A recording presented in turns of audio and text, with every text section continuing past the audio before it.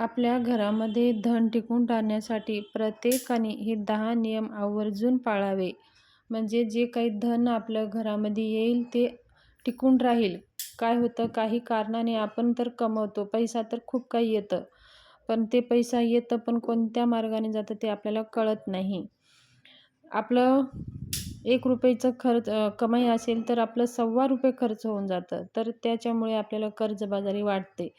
तर आपण ₹1 कमवत असाल तर आपलं ₹50च खर्च व्हावं, हे हे जर आपल्याला वाटत असेल तर आपल्या घरामध्ये आवर्जून प्रत्येकाने, महिलांनी हे 10 नियम पाळायचेच आहेत. आवर्जून पाळा. आणि हे काही नियम पाळायला अवघड नाही. हे सोपे नियम आहेत. हे आपल्या जीवनातले ह्या नियम आपल्याला पाळणं खूप सोपंसुद्धा जाणार आहे. अवघड काही नाही. तर ते कोणकोणते नियम आहेत ते आता आपण जाणून घेऊया.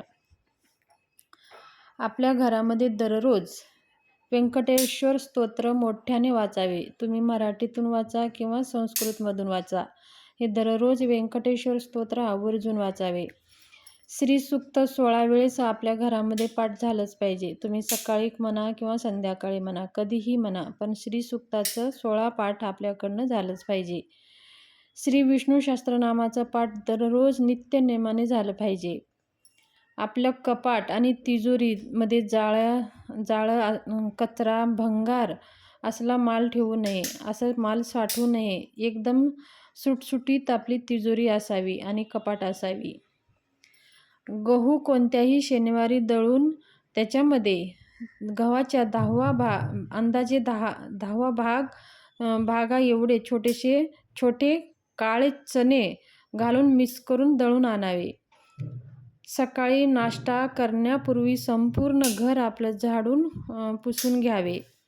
संध्याकाळी एक तरी तेलाचा किंवा तुपाचा दिवा आपल्या घरामध्ये आवर्जून लावावे. पांढऱ्या रंगाच्या वस्तू दान करावेत.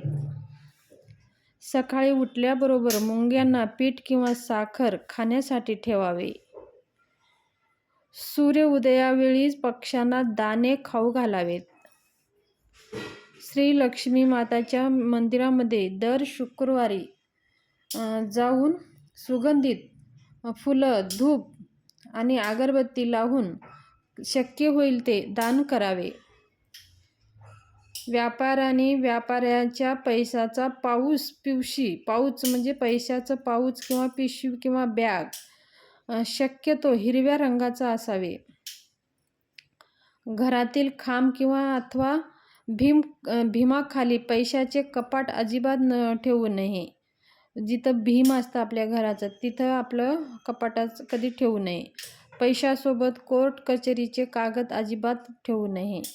घरात स्वच्छता ठेवावे. वातावरण पवित्र व उत्साहित ठेवावे.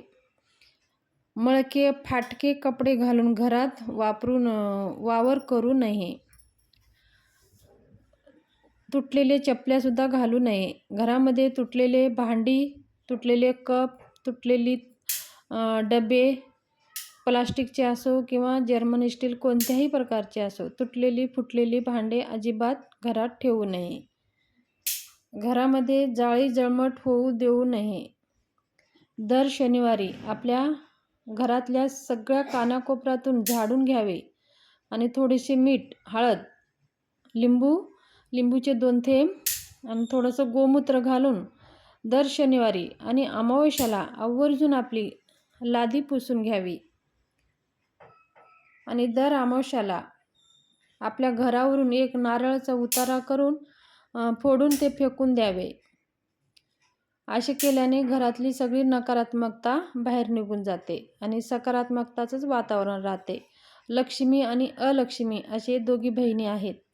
जिथं घाण असते तिथं अलक्ष्मीचा वास असतो. तिथं स्वच्छता असते तिथं लक्ष्मीचा वास असतो. म्हणून ते सगळं बाहेर काढून आपल्याला फेकून द्यायचे आहे. आणि हे दर शनिवारी आवर्जून अमावास्येच्या दिवशी आणि दर शनिवारी आवर्जून आपल्याला हे काम करायचं आहे. म्हणजे अलक्ष्मीचा नाश होईल आणि घरामध्ये लक्ष्मी माता घरामध्ये वास राहील आणि हे आपलं धन, घरामध्ये जे काही धन येतं ते टिकून राहील. काही आजारपणाने किंवा काही कोर्टकचेरीमुळे किंवा काही अशा अचानक घडलेल्या दुर्घटनेमुळे आपलं धन खर्च होणार नाही. आणि ह्या सगळ्या गोष्टी अचानक आपल्यासोबत घडणार नाहीत. ह्या सगळ्या छोट्या छोट्या गोष्टी असतात, पण मोठे मोठे संकटे टळून जातात.